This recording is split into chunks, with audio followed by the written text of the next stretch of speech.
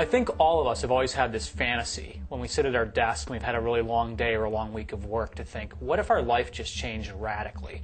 What if we did something completely different and followed our passion rather than following the money? I was a marketing director at Microsoft, loved the job, but was burned out. And one day I saw a picture of these mountains in Nepal, and I said, I got to exit stage left from this office and get out to the mountains.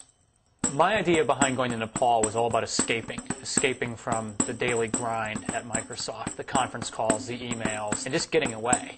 I went trekking looking for nothing but snow-capped Himalayan peaks.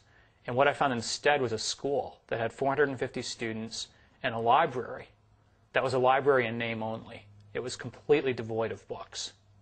The headmaster at the school noticed my concern, and he spoke a sentence that would forever change my entire life. He said, "Perhaps, sir, you will someday come back with books."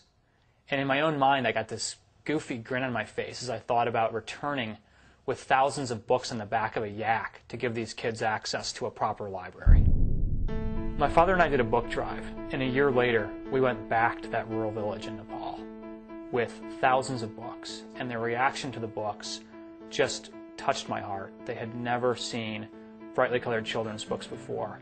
And as they looked at the stories of African wildlife and sharks in the solar system, in my own mind I thought, I am not going back to my desk to sell software.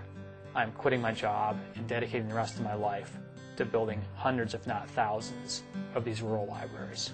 My book is titled Leaving Microsoft to Change the World. And it is about my own journey from doing what society told me I should be doing to instead following my heart and my passion.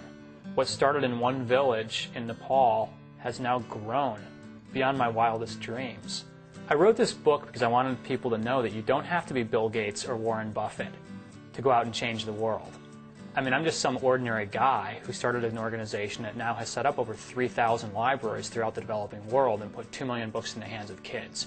It doesn't take anything more than passion and energy and drive to go do that. The book is also about taking the lessons I learned in the business world and applying them to the nonprofit sector. When I started my organization, Room to Read, I thought I'd be starting over completely from scratch. But what I found instead was that I could actually take a lot of the principles I'd learned at Microsoft about thinking big, about being very focused on results, about keeping our overhead low, and apply them to scaling rapidly. I've challenged my team and said, why can't we open new libraries throughout the developing world at the same rate that Starbucks is opening new outlets?